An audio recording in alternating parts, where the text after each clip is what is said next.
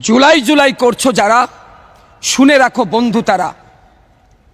জুলাই আছে ততদিন, এই সরকার যতদিন।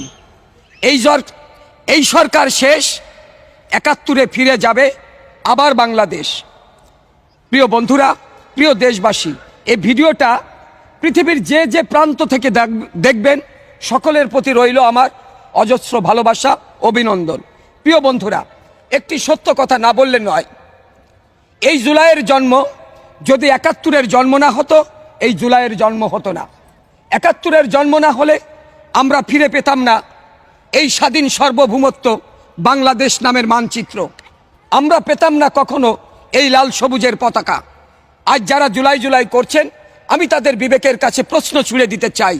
আপনারা একটু তাকান সেই ৭১-এর দিকে, যে ৭১-এ ৩০ লক্ষ শহীদের রক্তের বিনিময় আমরা পেয়েছিলাম একটি লাল সবুজের পতাকা, আমরা পেয়েছিলাম একটি বাংলাদেশ নামের মানচিত্র।